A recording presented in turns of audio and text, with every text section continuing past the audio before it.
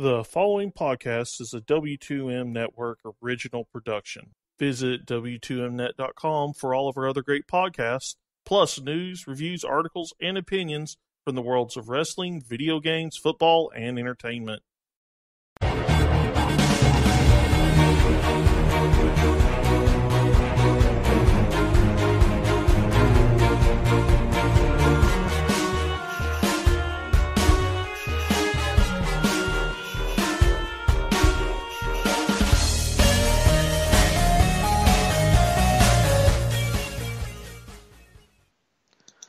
Hello and welcome to another Video Games to the Max. This is episode 168, and we of course are brought to you by W2Mnet.com, and we are in partnership with ForumMania.com and Last Word Life as well. So, Mark,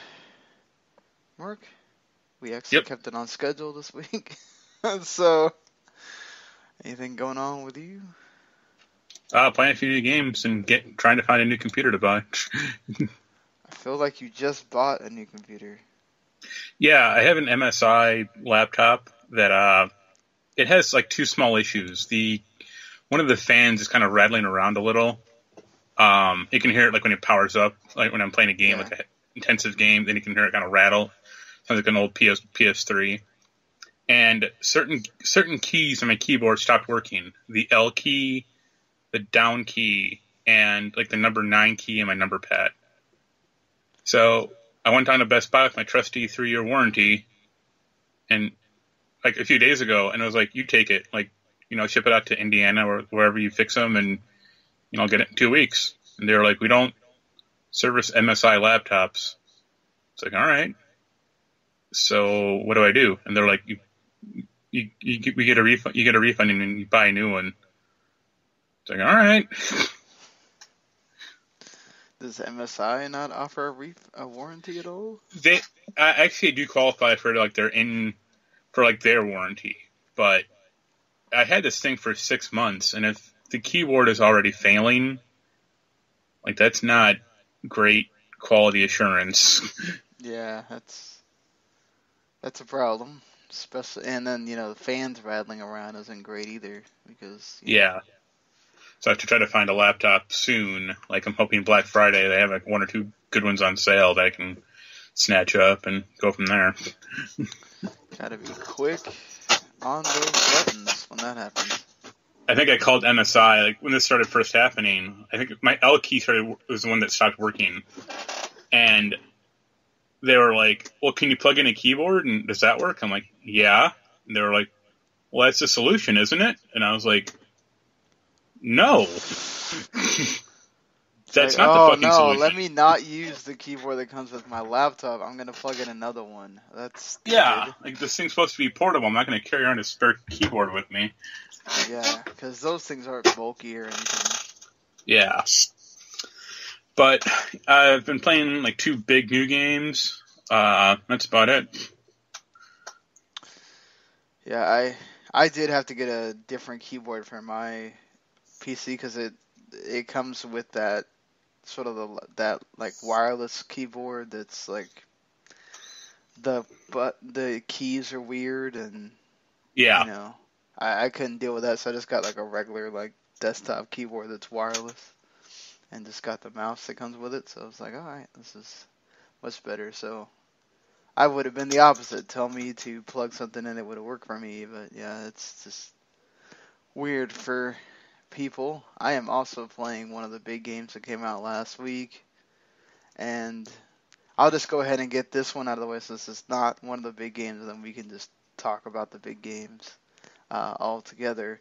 To support Harmonix, and because this seemed like a decent little game too, it was $15 on the Switch eShop, the Super Sports Beats.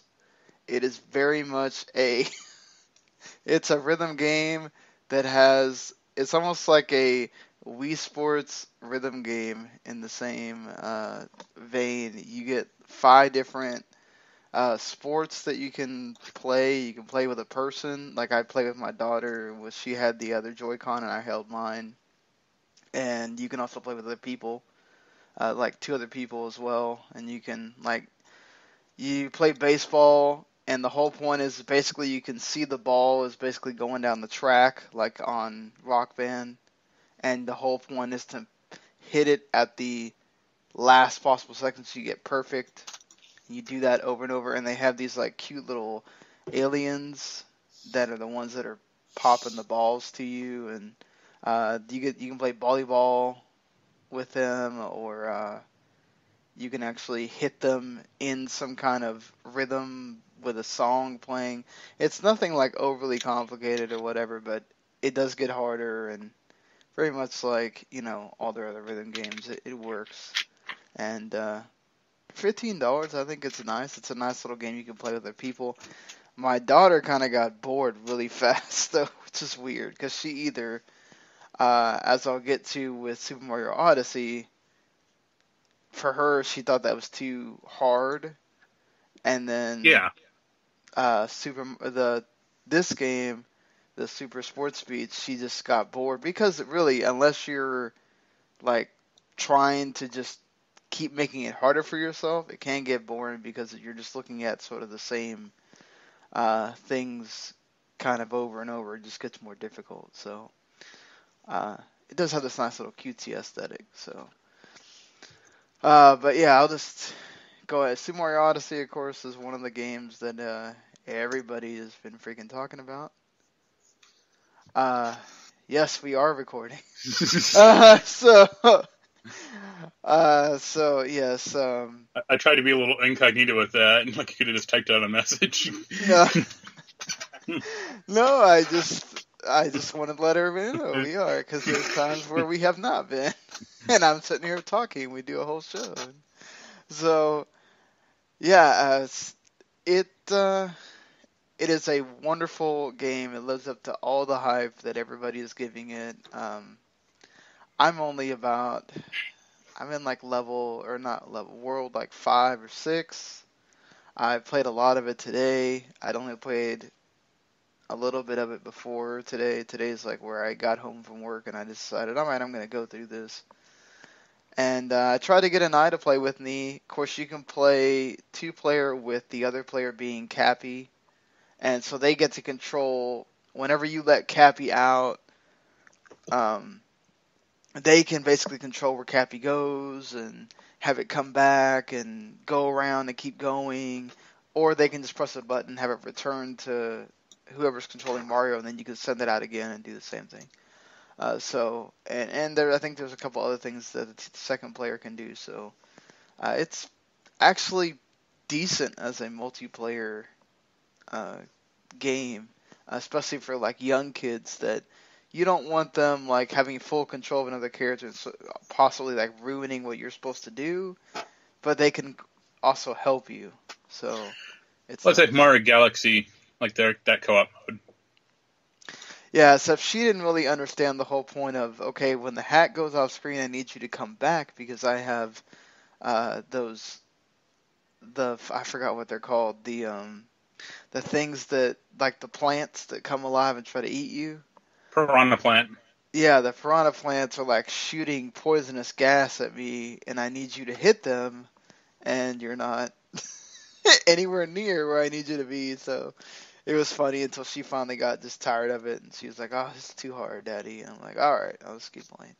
So, yeah, I mean, all the worlds that I've played in there's so much to just explore.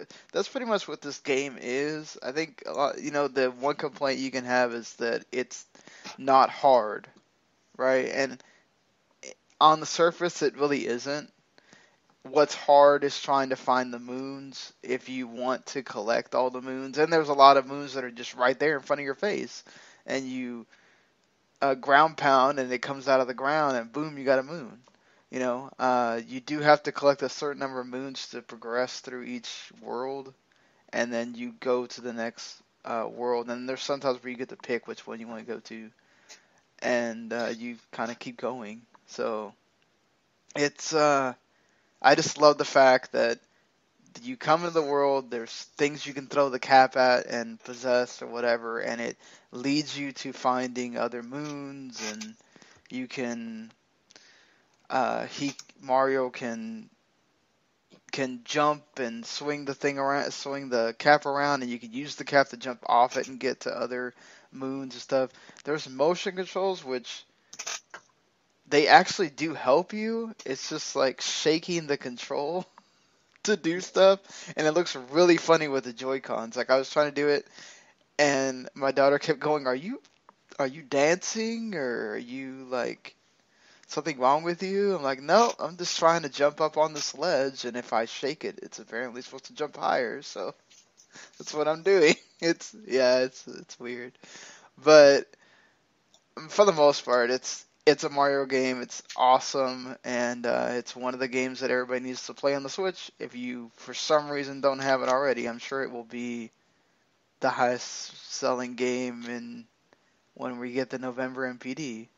So, no surprise there. It's already been making hotcakes that we'll talk about in just a little bit. But yeah, it's a great game, and it will be in those Game of the Year discussions, rightfully so, regardless of the difficulty, because even though it's not technically open world, I feel like, and it does get harder when you get to the end of the game.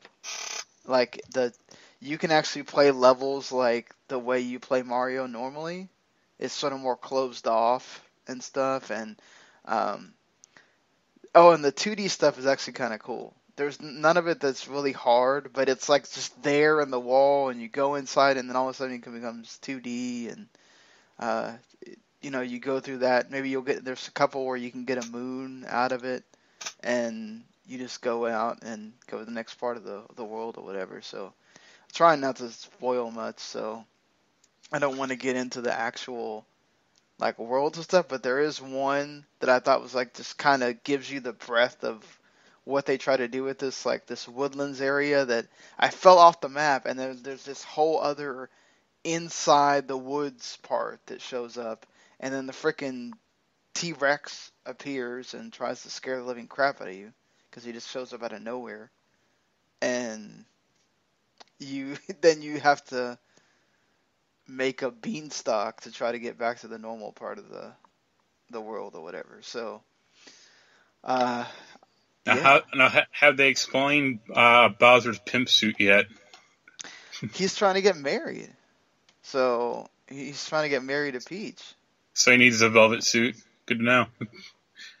Yeah, I mean, well, you mean the white suit that he wears? Yeah. You get to fight him in the white suit, too, at one point, so...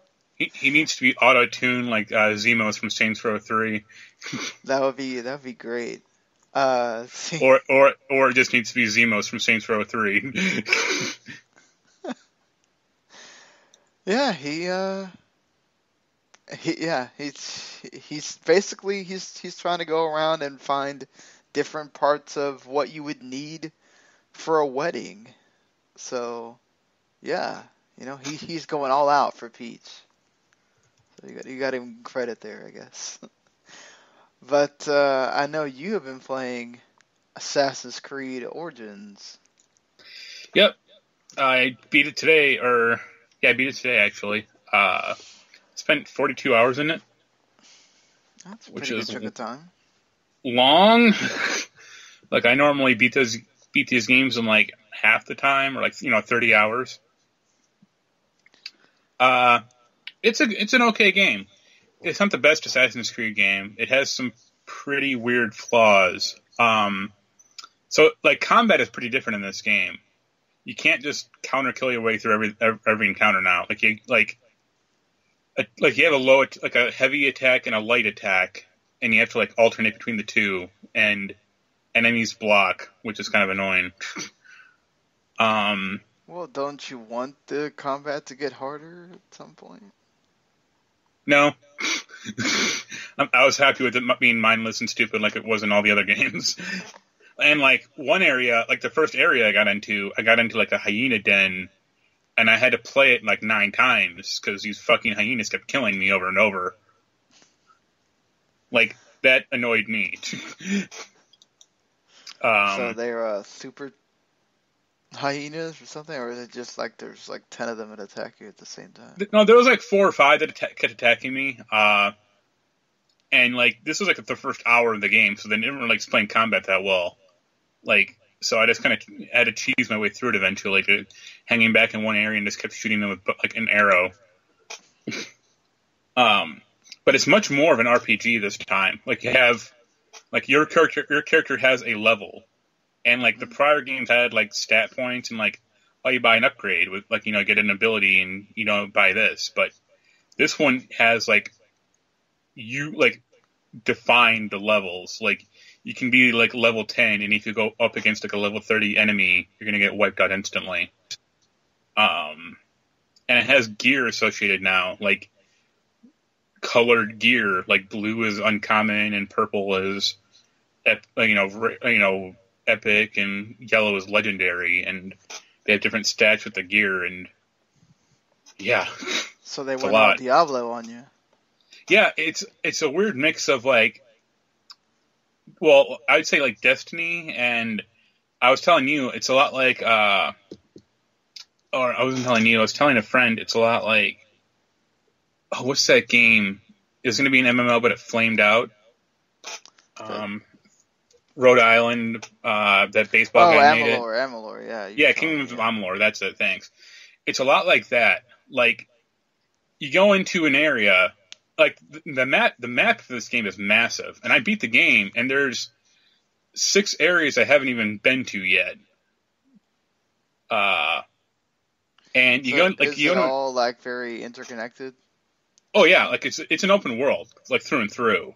It's not like Amalur that way, but you go into an area and there's 10 side quests to do in one area, and then there's 20 settlements, not settlements, but like little areas to explore, and like you can either like loot treasure or kill like some enemy guards there, like captains, or do like a little mini, like a side quest or something like that, and it just gets overwhelming. Like, I spent 42 hours in this game, and I'm maybe halfway through it.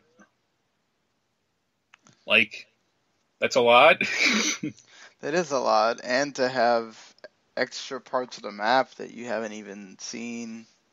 Yeah, like it's not like every area. You don't go to every area in the story at all. Like, I don't know why. Like, I honestly don't know why the map is so big. Like, it looks nice. It's a great looking game. It's pretty buggy, like more so than I would expect. But yeah,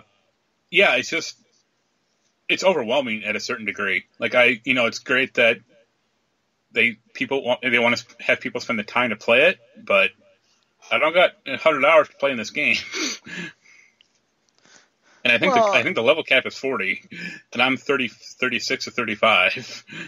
You think that is that part of the season pass, or you think that they'll bump that up? I think as they keep adding stuff, I'm sure.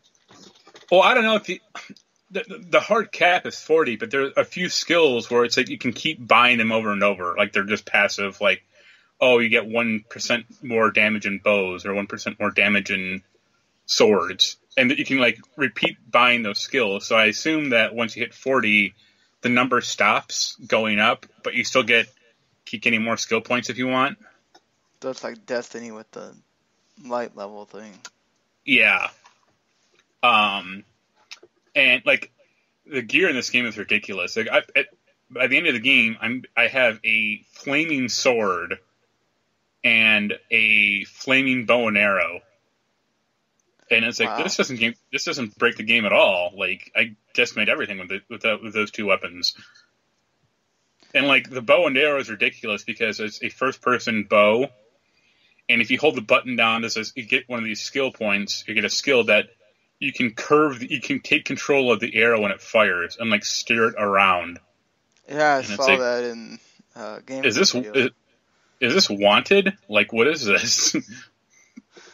I guess another way to see the greatness of Egypt. Watch your arrow going around as you look at a pyramid. I don't know. The other thing I'll mention about this one is they have really scaled back the story in this game, almost to its detriment. Like, the main character, Bayek, is, like, interesting enough, and there is a decent enough narrative about, like, him and his wife trying to avenge his son who got killed.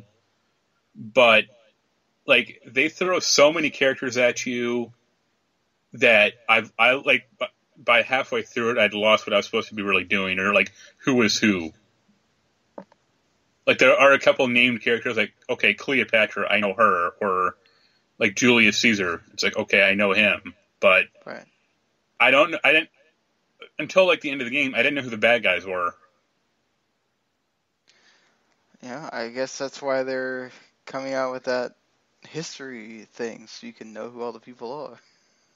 Well, they also completely removed all of the Animus history stuff from the game. Like, the old games had, like, oh, you know, when Pope, I forget it, from the Pope from the Assassin's Creed 2, when he shows up, you had, like, a, you know, hold back or hold the select button and get a biography of this guy. This game has none of that. So it's like, you have all these Egyptian people popping up, and it's like, I don't know who any of these people are. Or, like, why I should care about them, or, you know, anything like that. Right, yeah, that's weird that they wouldn't, considering it's a time period of, like, where not a lot of people are gonna know who most of those characters are, and especially any kind of the younger generation at all. So, that's weird. But I guess they wanted to make it seem more like, you know, again, the world is there. Go explore it. And the, like, present day stuff is pretty middling, like, all told. Oh, they have present day stuff in. Yeah, I mean, it's better than Syndicate. I don't think Syndicate had any of that stuff, or, like, it was barely there. But, like, this has a little more, but it's really lackluster, and, like, they move with that stuff so agonizingly slow that it becomes frustrating.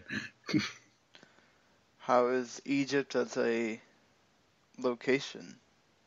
It's fine. You can get around pretty easily. There's a lot of water and stuff. You know, like, it's like there's a lot more than you would really expect with Egypt. Let's say that.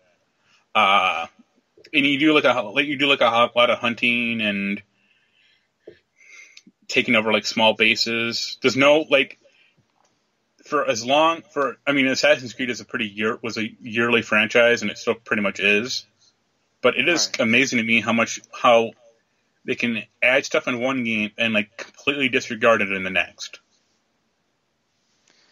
Yeah, that's kind of crazy that they just go from one to the next and change it and do this and that. I mean, they did have the long layoff this time, so. Yeah, but, like, Madden is going to be Madden, or, like, the 2K WWE 2K game is going to be always shitty. But, like, this one, like, the whole point is, like, okay, you're starting the Brotherhood. It's like, okay, how come none of the gang stuff from, like, Brotherhood or Revelations or Assassin's Creed 3 is in this game?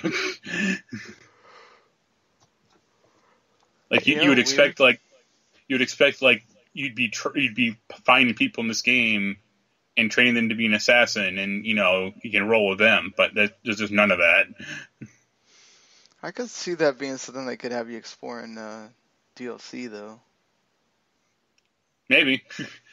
I think one of the DLC things I saw was, like, Bayek is fighting against, like, supernatural foes in Egypt, and I was like, all right, like, I don't want to do that. Because there are a lot of gods, you know. Yeah, the last boss fight of the game, the last main one really it's Bayek versus this dude who can teleport, turn invisible, and, like, summon ghosts. And it's like, this is not particularly fun. That must have got annoying after a while. Ghosts everywhere. Yeah, it was like spectral soldiers or something, but I was like, this is dumb. Yeah. Let me just kind of hit everything and eventually it'll go away. But overall, you still think it's a pretty good game? Yeah, like I'm started writing the review a little. I mean, it'll be positive, but there's just a lot of issues that crop up that, like, it's not disappointing like Shadow of War was. It's more just kind of bewildering. Yeah, I'm sure that being a big Assassin's Creed fan, having all this in there and not being like the other games is kind of certainly got the pros and cons there. Yeah, like, it's hard to weigh, like, I mean, I've played almost all of them except for, like, the first one and some of, like, the spin-off titles, so it's hard to weigh, like, this game against, like, the history of the franchise, because this game is trying to be different, and some of it works, but some of it doesn't. Like, I don't think the combat system really works that well. Well, it's a bit disappointing, but hopefully. I've heard mixed things about the combat. Some people really like it because it's challenging, obviously, some people don't. I mean, it is, just until you get the flaming sword, and then you can just kill everything. Oh, yeah. Or I had that sword, and I had another sword that, when you hit with it, it would cause enemies to go to sleep. It's like, all right, that's fun also. Yeah. Like, not all the time, but enough of the time, so it's like, yeah, this is useful. So you've also been playing, of course, this just came out yesterday, Call of Duty World War II. Yeah, I got 3 missions, like the first 3 missions, or I beat the third one just like an hour or two ago. It's, like Call of Duty game that's on World War II that's on a modern console. like the first mission is literally D-Day, so it's like, yeah, I know I played this in Call of Duty too. But it doesn't feel like any different, or? The two things that feel different are you have like a health bar, and you have health power-ups and like health packs you have to pick up and use. Which, I mean, I'm not a huge fan of. Like, I've been playing most of those games. I'm not a huge fan like Assassin's Creed, but I'm used to regenerating health. So having to press left on the D-pad to use my fucking health pack, I don't remember to do it half the time. And you always roll with a partner. It seems like one or two other soldiers, and they have special abilities. Like the main one, he will give you a health pack when his meter is full. Or another one gives you ammo, or another one basically it's like a radar ping. Like he highlights enemies on the screen for you, so you can shoot them more easily. And you get these powers by killing enemies or doing what they call heroic moments, which are very vaguely designed, vaguely defined. Like one of them was hold up these German soldiers for a few seconds, and they will eventually go away. They will put their arms down and be captured. It's you could have told me to do that. You don't have to put a button prompt up and have you fail it the first time. Yeah. So saving people and. Yeah, exactly. One of them is the soldiers. One of your guys is having a knife fight with a soldier, so you can shoot them or have them win the fight, and then your heroism meter will go up, and you'll be able to activate your power more quicker. But I mean, it's a Call of Duty game. It looks nice, and yeah. I mean, there's not much to say really about that one. It's going to be another Call of Duty game. Then I'm sure will sell well, and he will be. I mean, maybe. I know people want that, but this one, as much as people bitch about Infinite Warfare, it tried to do something new. This is. I could go back and play Call of Duty 2, and it'd be the same damn thing, except look worse. Yeah, because that was the thing about Battlefield 1, is that you don't have a lot of games that go back to World War 1. You have so many that go back to World War II, even though they did try to sort of have different places in this one than you've seen in most of the games. So Well, the first 3 missions are in France, so I don't know. I assume the campaign will branch or open up eventually, but so far it's a bunch of trench warfare and popping up in bunkers and stuff like that.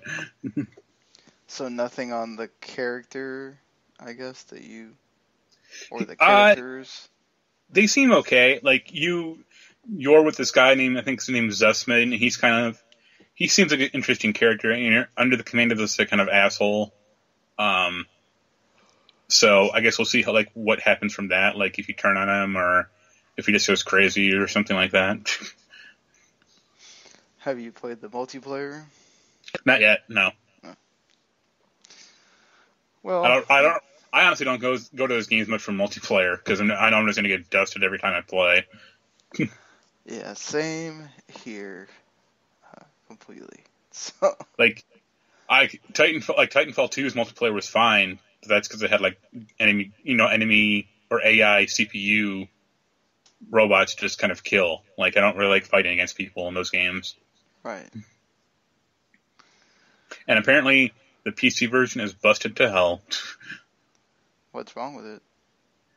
I just saw you offered me PS4 and PC yesterday, and the PC reviews for that game are just refunded it in 20 minutes, it does not work, poorly optimized, it barely runs. It sounds like. Well, looks like Activision has a lot of work to do on that if they care to do that. That is. Which they won't. It's out, so they'll put up map packs, and that's about it. And they're already hard at work on the next one, I assume. Get your $50 season pass right now. Pretty much. Well, anything else on the games front? Nah, not really. I may pick up Emergency 20 soon, and that'll be funny. The game, Emergency as in... It's a quasi RPG or RTS on PC. Okay. You have to you have a queue of fire trucks, and you have to direct them to put out fires or ambulance and stuff like that. But the engine is bad, and it's very European. Well, hopefully you enjoy that then. Well, I got a discount because I own a few of them already on Steam. So okay. Instead of paying $30, I can pay $7, and for that price, I may just give it a chance. That's a lot more worth it at that point. So just to get these out of the way, because I'm sure you already know them by now, but who knows? Maybe you don't. The PlayStation Plus lineup for November is Worms Battleground, Bound, which I've actually been sort of excited to play, so that's nice to get that for free. R-Type Dimensions and Ragdoll Kung Fu Fists of Plastic on PlayStation 3. Okay. And Dungeon Punks, which is cross-buy with PS4, and the Broken Sword 5 Serpent's Curse episodes 1 and 2 for Vita. Anything on your end there? Nope. Yeah. This is a pretty lackluster month for PS Plus, and even Xbox Gold eventually when you get to that. Yeah, and Xbox Gold as well. Both of them are having a off month here. I think unless you're really big into the Worms games, which I stopped caring about those after junior high. So I have a friend obsessed with Team 17 and the Worms games.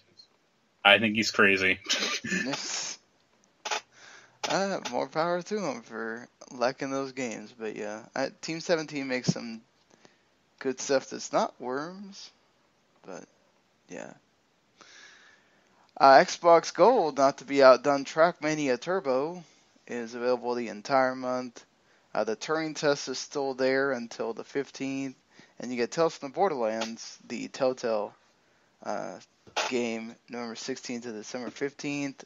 Already have that, so Trackmania Turbo may be one of those I just hit that get button, but don't download it onto my Yeah, I'll never play that one. I mean, Trackmania is fun, but I only really care about like certain racing games, and that's about it. Well, like it's a racing game, but there's no like other cars. It's just time trials. Oh, well, that makes it even worse. I've heard it's fun, but it's like I need the other people, not other people playing it with me or whatever, but the other cars like there make you feel like I'm racing. When you race online, they are ghosts. Oh, okay. That makes a little bit more. Yeah. Xbox 360 Nights into Dreams, which that I already did put onto my Xbox One. Deadfall Adventures, which I'll have to look up what that is, but Nights into Dreams was okay. They made a big deal about that game for a while. Then it came out, and it was like, oh, okay. Yeah, it was okay when you were 9 and you played it, but yeah. No, I never liked Nights. It was always kind of a bad game to me. Like I remember playing it in like demo station, like demo kiosks, and like having no idea what the fuck you were supposed to be doing. I remember that too with the Dreamcast version. Yeah. Like I have no idea what I'm doing here, but okay. Some people like this game, which is totally fine. So, Nintendo keeps having good news. I will get into something that's not, two things that are not so great for them. One of them is totally optional, so just don't be stupid. But Nintendo is, of course, selling very well with the Switch. They have current worldwide sales total of 7.63 million units without October sales. So I'd imagine that that's a little higher by now. This is allowing them to believe that they will sell 14 million units by the end of March 2018, which make it to where they outsell the Wii U's entire lifetime sales after 1 year. I mean, I think many people I did too, I didn't know how this was going to go when I bought it on March 3rd. It's obviously done very, very well. You think that they could hit that number, 14 million? I mean, I think so. Like if they have games like Mario and Zelda being out, like it helps, obviously. But I think really the big thing is like they still need to get more consoles in the stores. Like there's still a rarity factor with that thing. Like it's getting better, but right. You still can't walk into the store and like see 20 of them on the store shelves. Yeah, Black Friday and the holidays are not going to help with that either. So yeah, obviously, whatever. I wonder if they would dare put Mario and Zelda in one bundle. No, they just do one or the other probably. Yeah, they've already come out with one for Zelda. I'd imagine that Mario already has one too. Yeah, I'm sure they'll do I'm sure GameStop will have Zelda and some other game and, an extra pair of Joy-Cons or Pro Controller or something to sell it for a ridiculous price. But, hey, people will buy it because it's what the people want.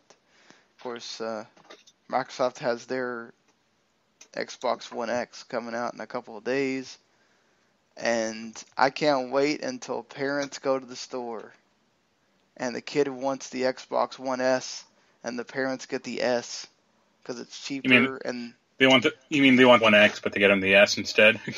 Yeah, exactly. They get them the S because either the person at the store doesn't really explain it to them, or they go, "Oh, this is like $150 cheaper. Please let me get the S." And then they get to the kid and it's like, "No, it's the X." Well, that's the same thing that happened with the Wii and the Wii U. Yeah, they are obviously still expecting the S to be the system seller, but I can't wait to see how many people return S's wanting the X, and then the X is not there for them to buy. Yeah. I actually have a friend who's buying an X either at launch or pretty close to it. And I was just kind of like, why? I have a friend that's buying it as well. Their thought process was, I have a 4K TV. I want my games to look great. Yeah, well, his was similar. He was like, well, it's liquid cooled, and I think he wanted to play like Rise of the Tomb Raider on it, like, the 4K, bumped up, and he doesn't have a good gaming PC. So yeah, it's like, for that I understand. Yeah, it's like, yeah, that's fine, but like that thing should be launching with like 8 new games this holiday season, not a kind of a shitty Forza game and a vague hope that Crackdown 3 will be out in the next 3 years. Like, yeah, it's like Forza and Cuphead. I guess if that's you it. want to play Cuphead or Shadow of War, and I guess you could play Assassin's Creed and Wolfenstein 2 on it. Yeah, but those are all like it should have like games that are exclusive or Right. Oh, there's that Super Lucky's Tale. Which is a bad game, but go ahead. I heard it got okay reviews, but it's not. Yeah. It's not exactly going to blow the sales chart out of the water. Yeah, it's going to do just okay, and then you'll forget about it. And there's a handful of Xbox One games that are getting those like upgrade patches, but right. I think like the craziest one was like Quantum Break. It's like an 80 gigabyte game now, and then if you want to download the TV show, it's like 75 more gigabytes. It's yeah. No. Like 178 gigs. It's like, I don't want to play that game in the first place. Not with all that crap clogging up the system. Well, yeah, because those patches are adding on like 40 or 50 more gigabytes, so that 1 terabyte hard drive is going to get filled up really fast. Yep. You're going to have to go invest in those external ones, folks. Get ready for that. That's another at least $100 investment you got to make on a system that's already $100 more expensive. So. Yeah, and like the counter is the PS Pro, but Sony has never really pitched that thing as like this is a replacement to the PS4.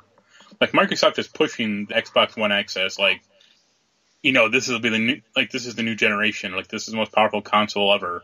Right. And it's like, well, Microsoft also has an incentive, right? They want to make some kind of ground up on Sony. Sony doesn't really need the PS4 Pro to sell at all. Yeah. And they've done okay with it, but that press conference didn't help them any either. It was one of the most boring things ever to watch. But thankfully, the press conference we will talk about from Sony in just a little bit, they did a lot better on that. Nintendo says that they're going to keep making smartphone apps, which we talked about the Animal Crossing one on last week. Good for them that it's been doing well and that they're going to keep capitalizing on that. So, the bigger thing is that Legend of Zelda sold 4.7 million units, Mario Kart 4.4, Splatoon 3.6, Splatoon 2, 1-2 Switch 1.37, and ARMS 1.35. That's a really nice attach rate for Switch games. Yeah. They should make a Kirby smartphone game, like where you can just suck out things in the environment on your phone and have Kirby turn into shit. You know what? I wouldn't be surprised if that does happen, but I don't know. They're adding the Gen 3 Pokemon to Pokemon Go. They're I'm sure they're gonna be they've added more stuff to Super Mario Run, so they'll keep doing it. Fire Emblem, I think, is the one that's made the most for them. So. Yeah, I think they said last week or a week or two ago, like Mario didn't sell well at all, and it's like, well, it's too expensive, and it's not that good. So, I what do you don't know that expect? it's too expensive for that market, right? Yeah, I mean, it's $10, which is crazy. I mean, I think they dropped the price on down to $5, but even that's kind of pushing it for some people for like iOS or Android. It's Mario. People need to get with it. Understand he costs some money. I mean, we mentioned the. I did mention the negative stuff for Nintendo. One of them is that Nintendo partnered with SanDisk to make official Nintendo SD cards, and they are overpricing the crap out of them. Yeah, that happens with everyone. It's just, but I hope people are smart enough to know that unlike the Vita, you can just go buy a regular SanDisk SD card that costs a lot less. I think when they introduced USB support on the Xbox 360, like Microsoft did partner with SanDisk to make like USB drives, like with like 360 branding, and they were like, it was ridiculous how much they were. Oh yeah, it was incredible, and then just Sony with their thing, and Nintendo. I think like a 128 gigabyte card is $200. No, yeah. no, and no. Please don't be that dumb, people. Please don't. If you need Nintendo's logo and Mario on it that bad, please examine something about your life there. And EA is, I guess, not that happy about FIFA 18 sales on the Switch.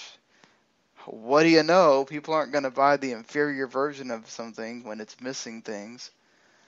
Now EA is saying that they're going to wait until the Switch is a year old to decide if they want to bring any more games to it. Well, you picked the wrong game to decide to be your, hey, we're going to test the waters here. I mean, yeah, but for EA, what's the right game? Like, they don't really have anything else. Like football. They don't, yeah. I mean, but, like, EA is such a weird company because, they're money grubbers, obviously, but they are pretty sketchy about getting behind Nintendo systems and products. Like, they never really got behind the Wii, like you said, Wii U though, that much. Because of the graphics problem. Yeah. There's kind of, you're going to have that same problem with every sports game. Need for Speed is not going to sell that great, period. And what, you're going to bring a port of Battlefield 1 over? Like, no. And certainly not Titanfall 2, so you really don't have anything for them to bring. I get it that FIFA was kind of the thing, but I don't know. I have the solution. Remember a few years ago when they made that Ghostbusters game for 360? Yes. You remember how they made a Wii version that was like pretty different, like cartoony graphics and stuff? Right. Do that with the Switch and sports games. Yeah. Partner with EA to make a FIFA Street for the Switch, or even a like FIFA Strikers or something like that, where you have the real players, but you can also have Mario. Like, that wouldn't be bad. So. Or just make, like, FIFA doesn't, I mean, obviously on the PS4 and Xbox One it's different, but FIFA on the Switch will not need to have, all 800 soccer teams in it, or, everything like that. Like, pare it down to, like, the 30 or 40 best teams and go from there. I don't think that's necessarily the problem. I think it's more about when you're missing stuff like Ultimate Team and the story mode, and people are like, why are people going to buy that? Yeah. You mentioned EA here just to get them out of the way, because they decided to talk more about the whole thing with the Star Wars game and what it was, and also their other Star Wars game that's coming out. They did announced the changes to the Battlefront 2 loot crates. They have removed the epic star cards entirely to help keep everybody on a level playing field. The other star cards will be available through crafting. The epic star cards are available through pre-order, deluxe, and starter packs. You'll need to reach a certain rank to craft upgraded star card. Whatever. I'm not going to go through all this, but the star cards were part of the problem. The gear also has to be unlocked by playing. You can't just buy it, which that's good too, I guess. But I feel like people are just going to discover another thing once the game comes out that nobody's talking about that EA added to get money. Even with fixing this. I mean, for me, it's a minor fix. I mean, we'll see what it does to the player base, but it kind of smacks of desperation a little. Well, yes, because the backlash was big to where they didn't want people really not buying the game because it had this in it. And, especially on Steam where you can refund and stuff like that. I mean, well, it's not gonna be on Steam. It's gonna be on EA Origin, whatever it's called. That's right, Origins.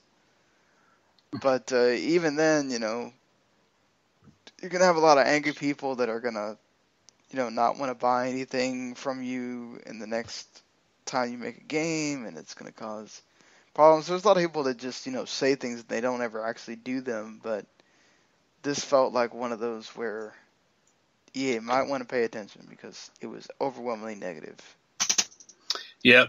Speaking of EA, and I mentioned this to you on Facebook, but BioWare is like lead animator left in the middle of making Anthem.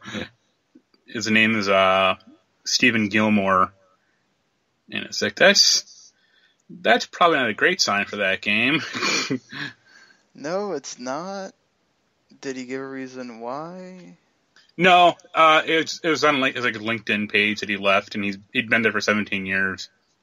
So since BioWare started, or I think he's been there since like the first KOTOR. Yeah, that does not bode well for that game, and I'm sure this stuff with Visceral and all the news that's been about EA lately doesn't help them at all. Oh, it's like I said the last time we did this, like, if Anthem doesn't sell well, say goodbye to BioWare. That's really sad if that happens. Yeah. Please, let's hope that doesn't happen at all. So they have revealed what the Visceral Star Wars game was supposed to be. It was codenamed Ragtag, and of course Amy Hennig was the one in charge of the story and that part of the game. It would have followed Dodger, a cracked mirror version of Han Solo, and a story of crime families, heists, and more. It would have been third-person action title, had more characters, and it would have been taking place between the original film and Empire Strikes Back. Of course it will, because all Star Wars things happen in that 2-month period. Right? Like, can we not find another period of Star Wars to set things in? I mean, it's either that or between, the Clone War, Episode 3 and Episode 4. So the report by Jason Schreier from Kotaku was that players would be able to toy with the emotions of a stormtrooper, but EA then demanded a multiplayer function be incorporated into the project on top of the single-player campaign, and it would have had space combat, and then, Amy Hennig wanted nothing to do with that, and she also had little interest in diving into some of the most recognizable aspects of Star Wars canon as well, which didn't make EA happy. So I really commend her for trying to do something unique and different with Star Wars, and it seems like EA just kind of wanted to make sure that, okay, we got to play the hits and we got to use everybody that everybody knows. Yeah, and I read that article also, and it sounded like she kind of just got overwhelmed, and she didn't have the, like, Visceral is a good studio, but she didn't have the manpower to make the game she wanted, so. Right. And she started not trusting people, and she did a lot of stuff by herself, too, which, that doesn't help. Yeah. It's, I mean, this is the world of working with big publishers. They have those final says, and you can be as creative as you want to be, but it's the world of working with EA. Like, you don't hear about these types of stories from other developers or publishers. Well, you don't hear it, I think, from Ubisoft and, the first parties, but, like, Activision, I feel like, is rather restrictive on, they're doing a lot of franchises.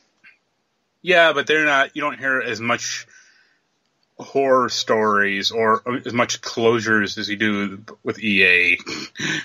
What is this, like the 12th studio they've closed? I mean, over the years, yeah. Like, yeah. They are known for buying a studio and shutting them down, so. They're like the WWE of buying things and killing it.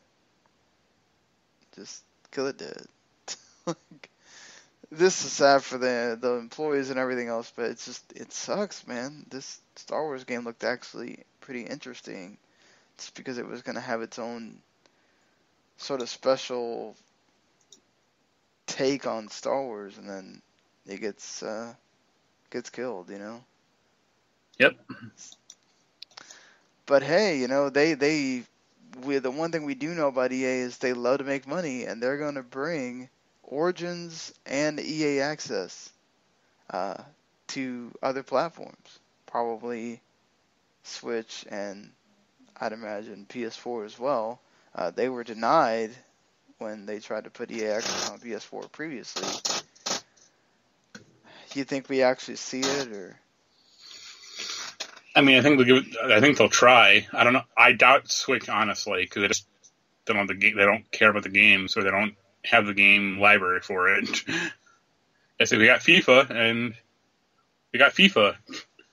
They could do it for the old games, I guess. Maybe, but they're not. People aren't going to play like, oh, here's the 2016 version of NHL or Madden. Like, that's not going to happen.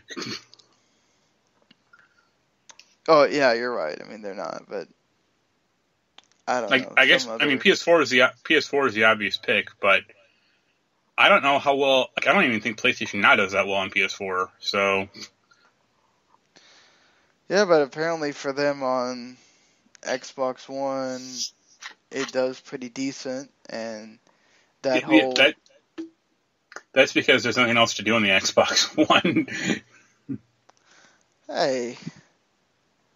It's not true, but I feel like that whole thing of being able to download the game like 4 or 5 days beforehand and playing it, I think is a really good for $5. Yeah. You can pretty much decide for yourself if you want to spend the other $60 on that game or not, just by doing that. So I think that's a pretty good service. I'm sure we'll see it. I don't know about Origins, but hey, whatever works for you, EA. We know you like making money. And shutting people down. Yeah. Things all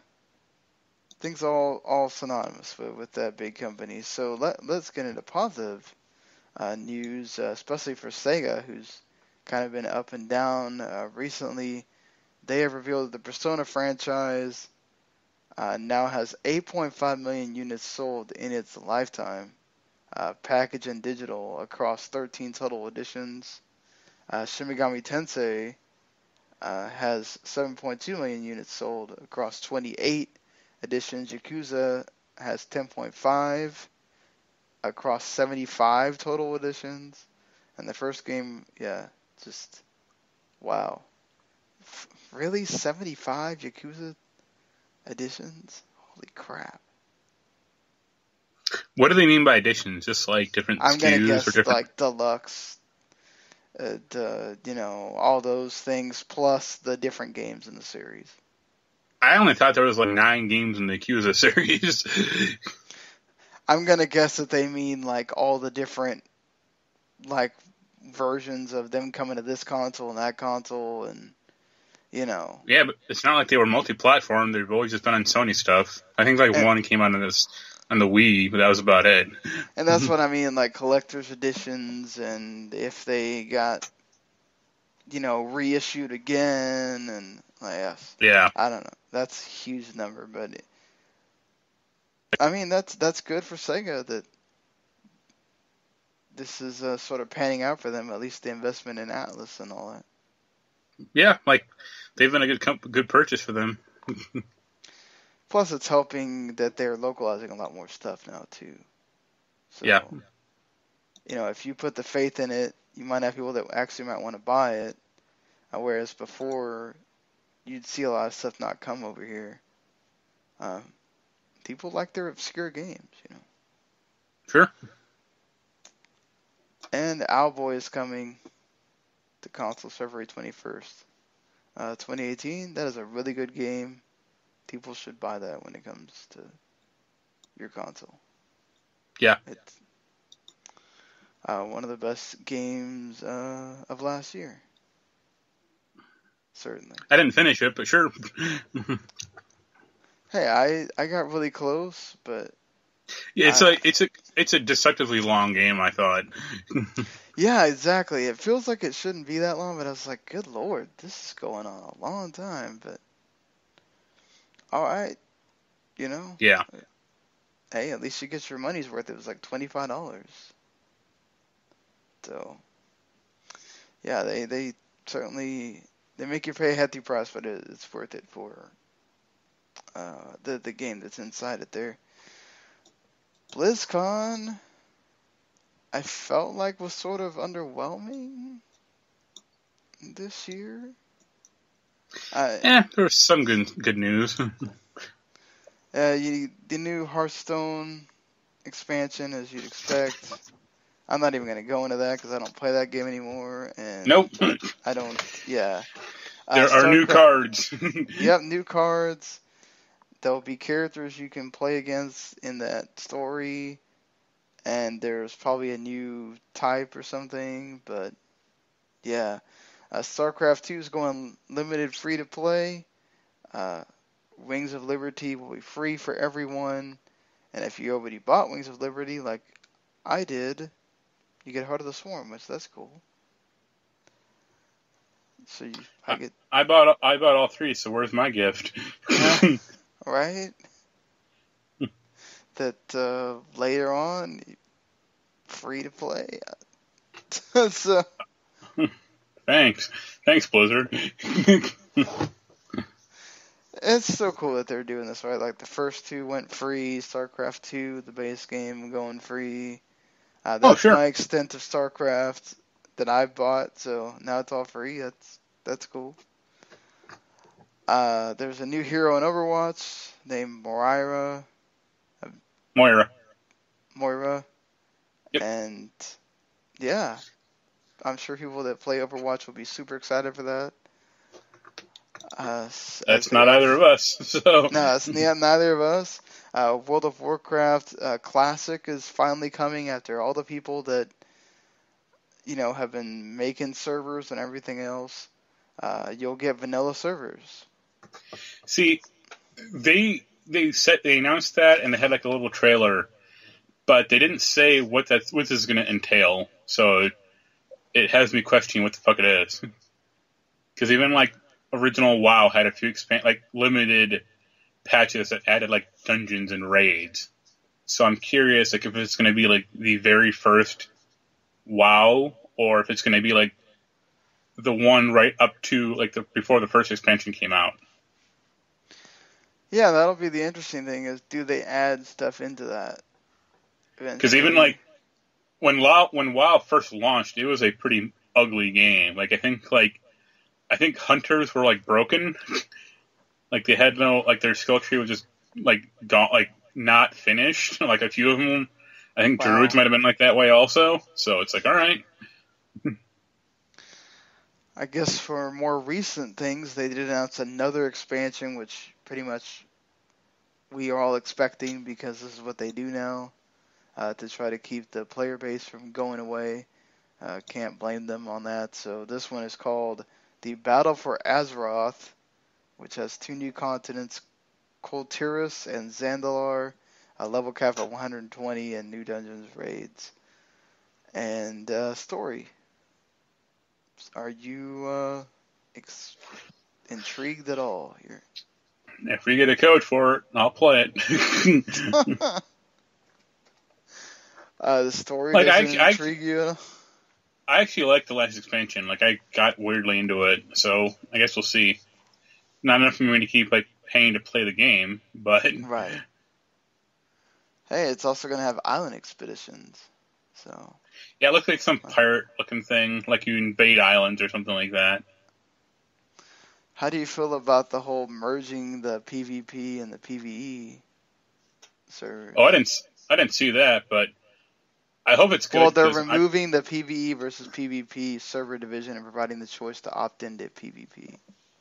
Good, because when I first started playing WoW, I was on a PvP server, and then my account got jacked, and the guy transferred my character to another PvP server, and PvP servers suck ass.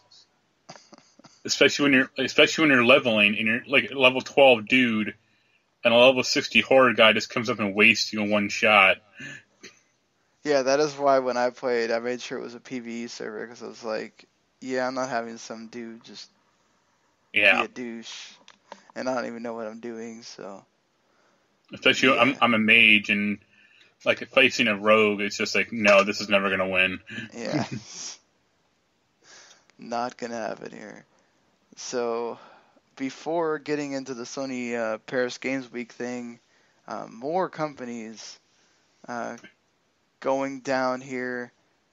Perfect World, which is a Chinese company that has the studio Motiga, which made the MOBA Gigantic, which I never heard of that. I felt like it took forever for that to come out, and then it was supposed to be one of the big things on Xbox One, and it took forever for that to happen too. It was in like early access or the preview thing for a while. And they also shut down Runic Games, which are, of course, most well known for making the Torchlight games, and then Hob, which came out very recently. That's kind of sad. Yeah, that's one that really bummed me out, because I thought like Torchlight 1 and like 1 specifically was like a great Diablo alternative. And Torchlight 2 is good too. Like it added some stuff and was a fun, like a little less focused in the first game, but like more inventive or like more creative. And I liked both those games. Like these, like I was hoping they'd announce like Torchlight 3 or their rumored Torchlight World game or something like that. Yeah, I like the Torchlight games as well. I played only a little bit of them, but yeah, I agree with you. It's a Diablo-like alternative, and it has its own positives. And I would have liked to see them keep going. I was sort of interested in Hob, but obviously haven't played it or anything. Yeah, that's one that didn't like it reviewed well enough, but you didn't hear people talking about it that much, right. Or I don't know anyone who played it. A lot of really good games also came in around it. Yeah, like that's another problem. Like it just kind of got swept into the by the wayside. Yeah, that's gonna happen. People are just gonna people are going to go towards the bigger games and not so much these. But yeah, I do feel like when they first announced it, people were excited because of the studio that it was coming from. And then all of a sudden it just dropped way out of the radar. Yeah. And speaking of reviewing well but not selling well, Housemarque, who are the people who have made so many games, especially for PC and the PlayStation systems. Resogun being one of those games that was big on Sony's, and Nex Machina was their latest game, which is really, really good. People should go play that, but they have a point. A lot of their games get put on PS Plus, or they go on the Steam sale because they're really easy to discount, and people buy them that way because they don't buy them. Either don't buy them at full price or don't buy them at all. Housemarque feels like the arcade shooter is pretty much dead, and that they need to go on to making other games. They talk about games as a service, that might be the direction that they're heading in as well. And that's kind of sad to hear because they make really good arcade shooters. I mean, yeah, but like I don't know people who play them that much. Like, I like Resogun. That was a fun game, and I heard Nex Machina is good, but people aren't gonna dump 20 hours into that game. And even Geometry Wars 3 kind of failed. Yeah, that kind of felt like it just came and went. People were excited for that, and then I don't understand where all the hype went. And it was not a great Geometry Wars game, so it didn't help. That doesn't help either, but they do have some really good games. It's just those are games that you play for a little bit and you have fun with them, and then you play it for an hour and then you either die or you see everything that's in the game probably, and it's all right, I'm good. Yeah, and it's I don't know, it's one of those where you either really like it and you keep going back to it, or you beat it once and you're like, all right, I'm good, move on. Yeah. And I feel bad for them. Like I said, I hate for them to sort of be the masters of a genre and then they have to go change it because people don't buy their games. But I mean, at least they're still around. Yeah, we'll just have to see if their transition over to whatever they're going to make next actually pans out, because that happens too, where you go and try to make the next game whatever it is that you're making, and then whoop, that doesn't get bought either. Yeah. But just aside from that, I think we just got Paris Games Week to talk about, which there's things built into that. Of course, the big game, there was also a pre-show here.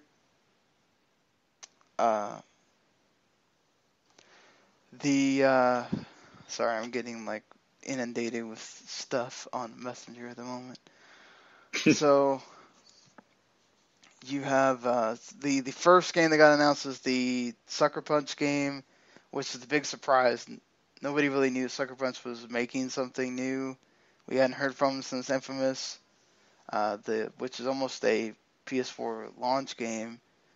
Ghost of Tsushima, which takes place during the first Mongol invasion of Japan.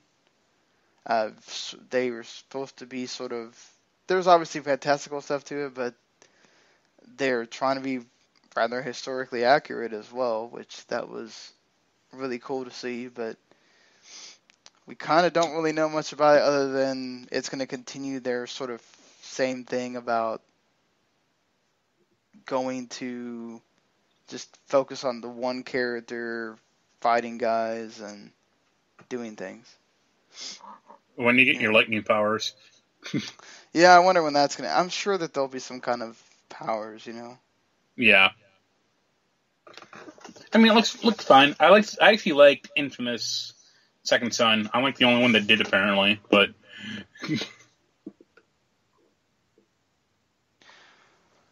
Yeah, I like second. I have it. I haven't really played it. I like the first Infamous game. That's the one that I played the most. And I really love the Sly Cooper series. So, Sucker Punch making games. I'm all for that. Hopefully this game, because I like the setting. People have wanted Assassin's Creed to do this setting for a long time. So yeah. Glad to see that there's a game doing it that's not like Dynasty Warriors or something like that. Spelunky 2 is coming. I will play that, die a bunch, and probably just get tired of dying and not play it anymore.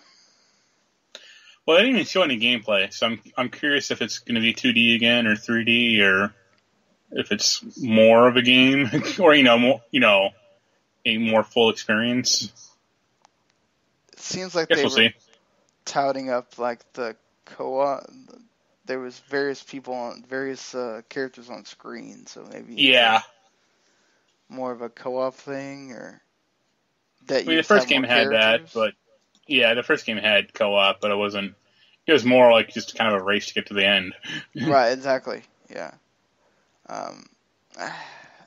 Like I said, I like this first Spelunky. It just, I'm not one that like loves to play games where I just die constantly. So. Once I beat it, and then it's like, all right, that's kind of about it. You can just keep doing it, but yeah, it gets old after a while. It is a game that has longevity. It just, Guacamelee 2, I'm excited for this. I love Guacamelee 1. Having a luchador where you can turn him into a chicken, and all the stuff with the story is just. This was a surprise too. I didn't think that we'd get another Guacamelee, so I'm happy to see this. Yeah, that came out of left field, kind of like along with Spelunky. I mean, I like the first one, Guacamelee, as well, so I'll play it or probably enjoy it. Then they showed 2 indies during the pre-show: The Gardens Between and Hong Kong. I can't remember. I think Hong Kong Massacre. Yes, Hong Kong Massacre, which that looks like Max Payne and Hotline Miami. Hotline Miami, which that's awesome. That makes me super excited for that. I'm all for Hotline Miami and Max Payne. He literally does the bullet time stuff. Which the other one too looked really cool too in its own way. Yeah.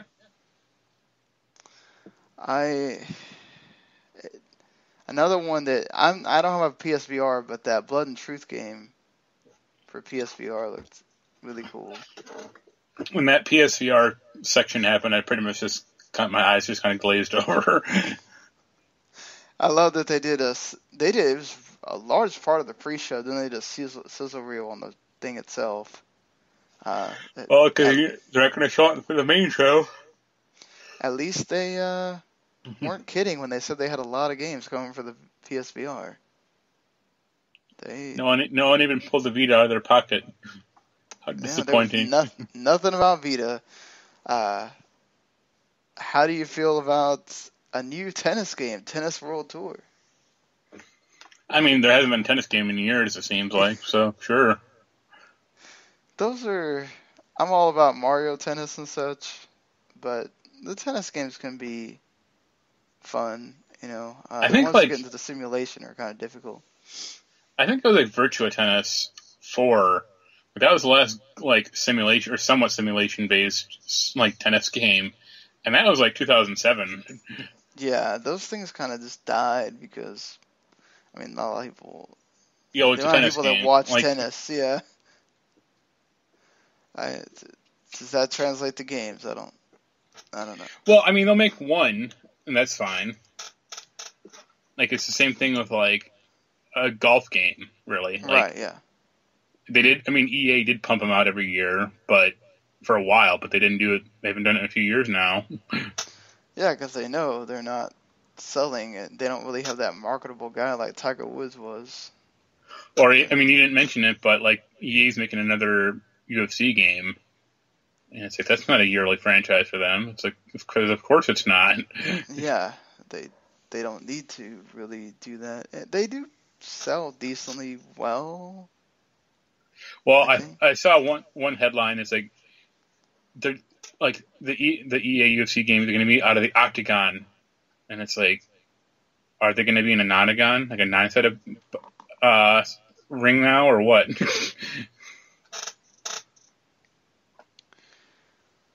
Yeah. They'll make it a 10-sided. No, it'll just feel like UFC barroom brawl or something.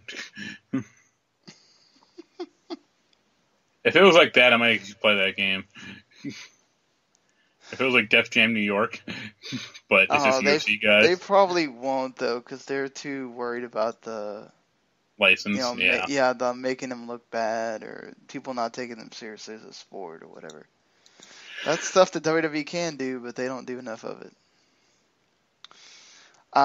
The PlayLink games, to me, I don't know that I'll play them, but they looked interesting. The Erica one, and then the Concrete Jungle?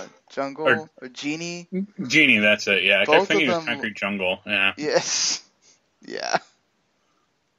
I think I said that a couple times, too, when I was thinking about what the name was. One of them is FMV, and the other one is, like, where you take the phone and, like, make colored drawings or whatever, and these, like, alien-looking things come out of the wall.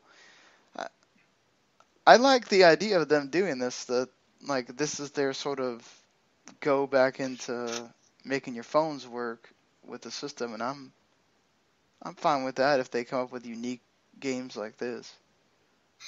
Yeah, like Concrete Genie looked cool, but I'm kind of unclear on what the game is going to actually be.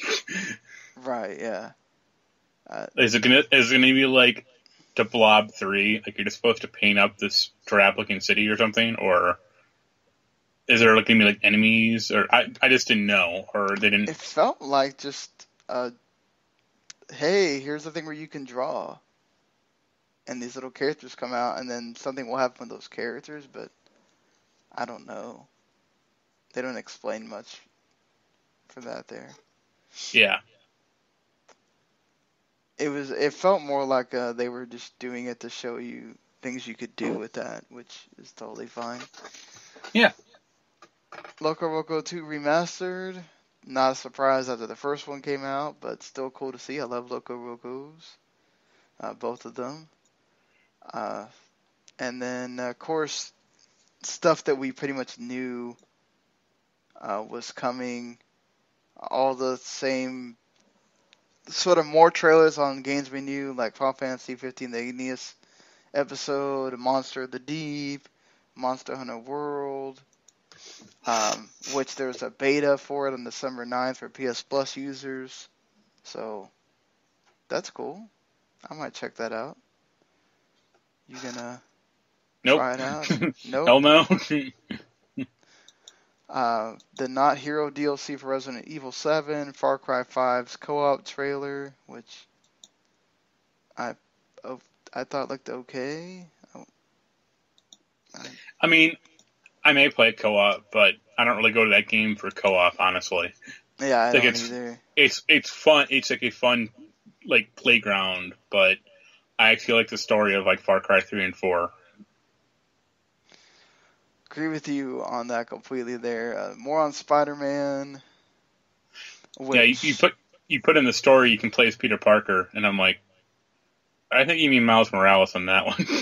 No, like they meant that you don't just play as Spider-Man, you can also play as Peter Parker.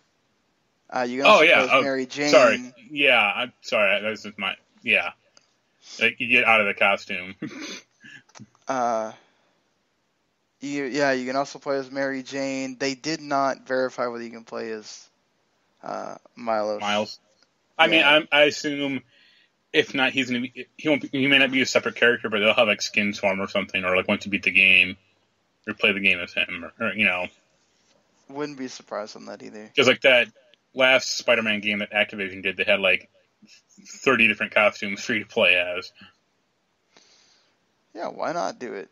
Get some, especially make it as DLC, people will buy it. Yeah, and Spider-Man has so many different costumes over the years that it'd be easy and fun to do. Oh, yeah.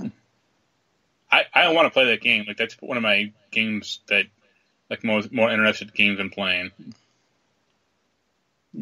Yeah, well, this one looks like it's going to be really good, and Insomniac's making it, so they have a history of, you think that they're going to make a really good one. I'm excited. I'm hoping that this delivers, though. I think it will. Yeah, it's not fucking Beanox again from Activision. Thank God. Tell me about it. Shadow of the Colossus. The graphics are from the ground up. Looks like the controls are still a problem, but hey, it'd be nice if they had like what they did with like Grim Fandango, where they had like modern controls and then classic controls. I don't know why they can't do that. I mean, it might just be like a style. Be able to do at this point. I mean, it might just be like a stylistic choice for them. I mean, but I thought that was one of the things, like that the original creators. I know he said that they sort of had to agree, but that the controls are one of the things that he really wanted fixed. I don't understand why either they're going to do that later or why they still haven't done it. It's weird. Yeah. I mean, I'm sure if enough people complain, they'll patch it in somewhere. What did you think of I feel like every time I see this game, they show me another scenario, and I feel like, how many scenarios does this game possibly have? You've now shown me 4 different freaking androids. Either Detroit Become Human has like so many different androids and story beats, or he just does not care at all that you know all the scenarios and it's more about playing it. I assume it's more about playing it. Like, I mean, you think even not Two Souls. What was the other one? Heavy Rain had like. Heavy Rain had like 6 playable characters or something like that, right? Or even more, yes. Maybe. I thought that footage looked kind of goofy, honestly. And I know it was about like, child abuse or, this very abusive serious father matter going on here. Come on. Yeah, but like the whole time thing made it look really goofy. I agree. It's just rewind and shoot the guy in the head, or I think they were just trying to show you the different choices or whatever. I don't know why she just didn't do that in the first place. It's like the guy's beating on the door. I think she's supposed to be a cop. It's like, all right, just put one in his dome. I'm assuming that's not their first instinct to try to shoot the kid's dad. I mean, that's why the robots will never win. I mean, I'm assuming that she also is being contracted by that dad to be there. So I just have a sneaking suspicion that like this game is going to be very what he thinks is adult, and it's going to be kind of corny. Yeah, David, his games are so. The only one of his games I liked was Indigo Prophecy. I just never really got too much in his games. I'm sure maybe if I gave it a shot, I would, but I don't know. And I think I have at least, I think Beyond Two Souls on PS4, but I never played it, and probably never will. I swear Beyond Two Souls, I probably have it because of it coming out as a PS Plus or something. Oh yeah, for sure. Yeah. Last of Us Part 2, they waited till the end to show this, and everybody was up in arms about the violence. I thought that was a bad trailer because it offered zero context for what the fuck was going on. Yeah, that was, I think, people's main point is that why are you going to show this and just tell us nothing about what's happening here? I don't know if one of those characters is supposed to be in like an adult version of Ellie or like Ellie's mom or I think they're just supposed to be new characters entirely, but it's like, okay, then why am I supposed to care about this woman getting her arms broken? Like, that was my point too. It's like, okay, if we don't know any of these characters, why? Okay. Also, like the first few seconds, it made me remember about. It made me think about that other zombie game that Sony's making, like that Days Gone. Yeah, water zombie thing. It's like that's not a game that I want to think about ever. Well, I'm gonna make you think about it here because they pretty much went all out on Paris Games Week, and then they have the the other press conference on the PlayStation thing in December, in a month from now, and we have heard that Dreams is still in development, and they're teasing that we'll see it soon. Do you think that that's one of the games that we see there? Maybe. That game still seems kind of like a nebulous project to me, though. I'm not sure if it's ever really going to come out. I agree with you on that, too. I feel like this would be one of those they're going to keep telling us, oh, it's still in development, and then we don't see it. I know we're probably going to see Days Gone because we didn't see it here. We'll probably see more God of War because that 10-second God of War trailer was pretty lame. Yeah. Do you think we get release dates for any of those games? The only one I want is Spider-Man, but I doubt it.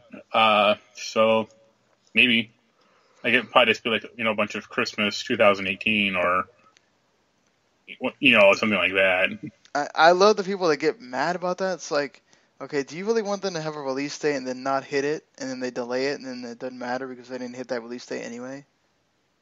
It's like, I get it that makes you feel like the game's coming out sooner, but do you really also want them to say, like, September 21st, 2018, and then that comes around and it ends up coming out in November? Like, okay. Yeah. Or they may show like a Red Dead trailer or something. You think we get a surprise? I feel like Bloodborne 2 is being held out for that. Yeah, but also I think From Software doesn't want to make those types of games that much anymore. Like, Sony will pay them to make it, but like they're not. I don't think they're too excited to make another one of those games. Like, they made 4 of them in 5 years, so it doesn't surprise me. Yeah, they did take a break from Dark Souls for that reason. Yeah, but yeah, we'll get another Armored Core game finally. That would be cool.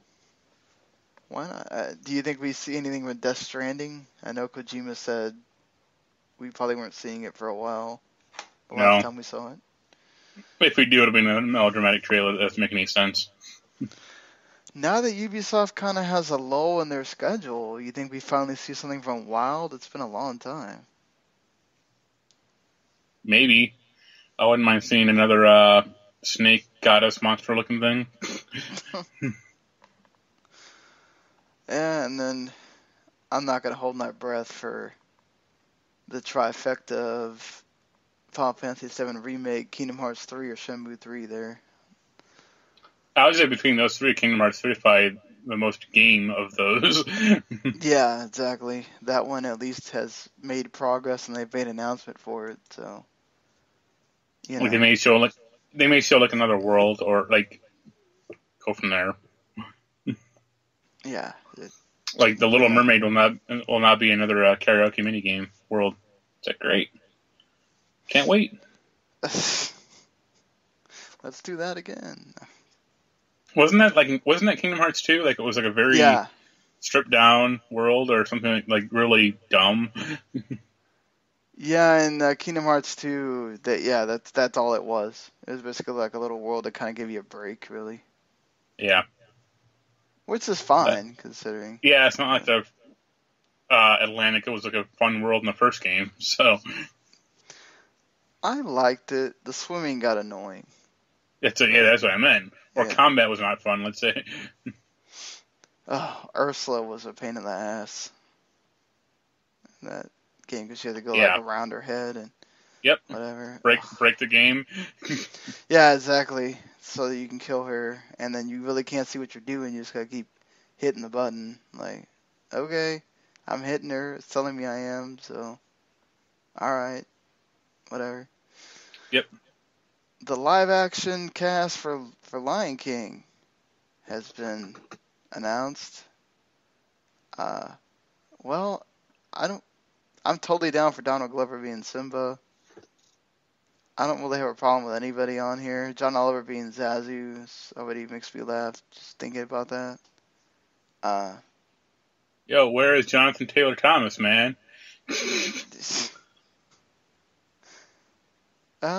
Hey, that's that. I think James Earl Jones back as Mufasa is really funny. Hey, I mean, when I think of Mufasa, I can't think of anybody but James Earl Jones. So, glad that they at least kept him. Everybody else. It's a very African American cast, which is actually good. Like this, that picture they have, there's like 3 white people out of 15. I think it's their makeup for how they made the original. No, not at all. Version. So, well, that's what I'm saying. It's like them doing a make good for it. Oh, okay. Yeah. Because even Nala's voice was changed from a black girl to a white woman when she became an adult. So, okay. Like, they're making sure, okay, well, we don't want anybody complaining about there's not enough black people in this thing and it's in Africa or whatever. So, I don't know that that's the way Disney was thinking, but I can't imagine that didn't cross their mind. I don't know, like, the whole cast is really good, and I know some people were complaining about Beyonce being Nala, but it's like, are you really going to care at that point? You're just going to be focusing on the characters. Yeah. CBS wants to bring back the Twilight Zone for the All Access. Another anthology that'll probably not go nowhere. I think that's cool that they're doing stuff for the All Access. Well, they have to, because when Star Trek Discovery ends, no one's going to watch it anymore.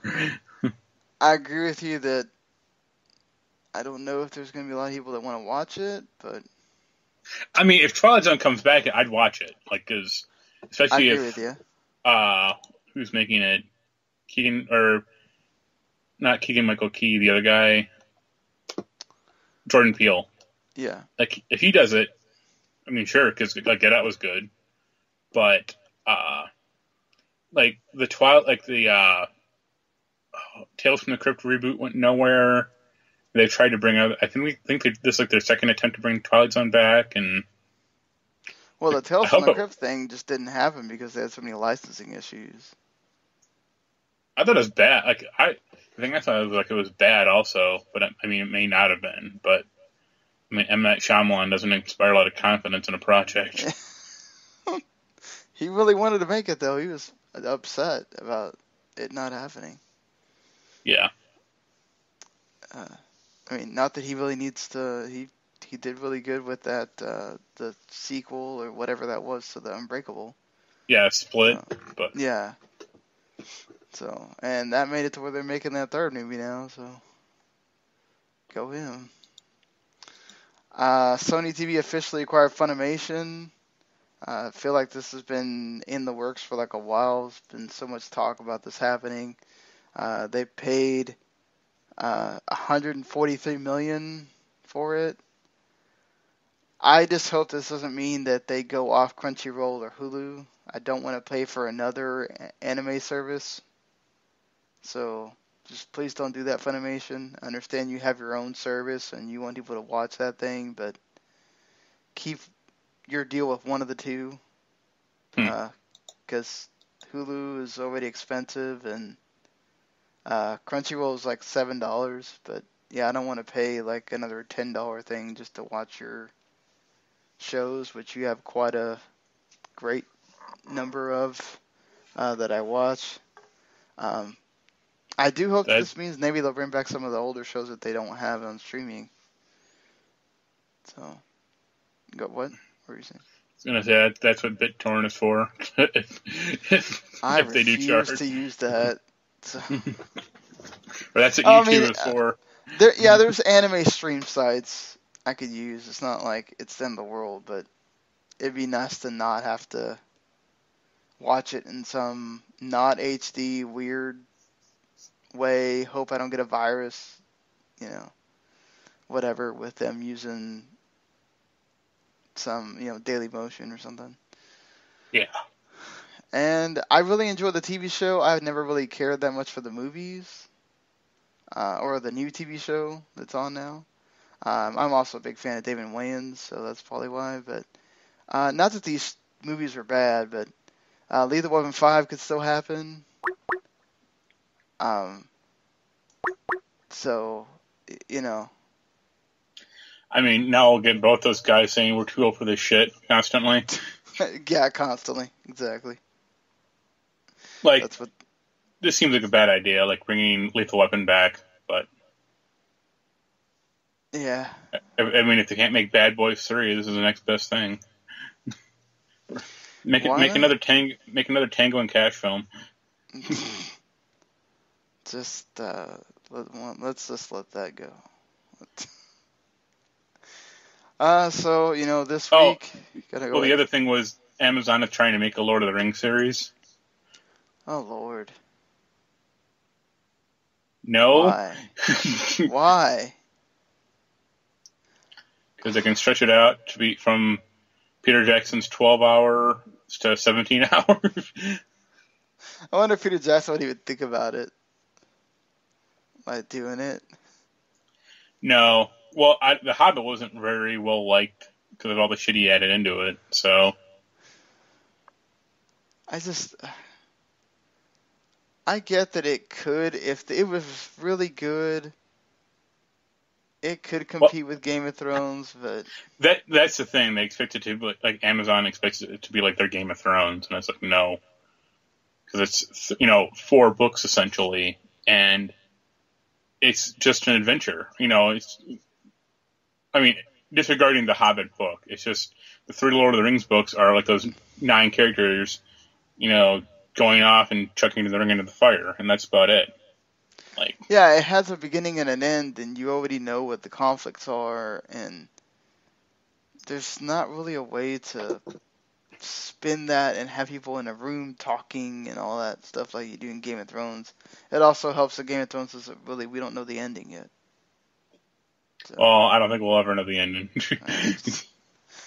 We'll know the ending of whatever he had in mind when you see the TV show. That's the first 4 seasons of the Lord of the Rings show will just be about Shadow of Mordor and Shadow of War. Why not? Let's just do that. So, coming out this week, Super Lucky's Tale, which we talked to you, is okay game. You can play that on your Xbox One X. Sonic Forces, coming out to all the main consoles, also on Tuesday. There's no review copies of that game coming out, so we know it's going to be a good game. Sega's really confident about that one. I'm pretty sure they're just grinning about how great that game is. Mario Party, the Top 100 for the Switch. Actually, it's not for the Switch, it's for 3DS. You sure? Yes. I thought it was for the Switch. Oh, okay. Which that's what makes me upset, is that could be great for the Switch, and you're going to put it on 3DS. Well, they have Mario Party 11 to make for the Switch, so there you go. I guess so. Doom is coming on Switch, and then you got Need for Speed Payback, which, Need for Speed has its fans. They will be excited about that. But I mean, less and less fans as it goes on. Yeah, you're not wrong about that either. They keep finding ways to screw that up. But all right, that'll do it for this week.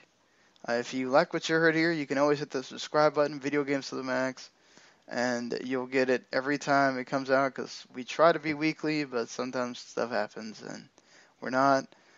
And, of course, go check out W2Net.com, check out 41mania.com/games. Mark has reviews there. I will have one shortly. I will see how fast I can get through Super Mario Odyssey to have that review. And then, of course, if you want to subscribe to WTM Network, where we get all of our shows, you can do that as well, and all the places that you have podcasts. But all right, until next week. See you later, everybody. Later. The following podcast is a W2M Network original production. Visit W2Mnet.com for all of our other great podcasts, plus news, reviews, articles, and opinions from the worlds of wrestling, video games, football, and entertainment.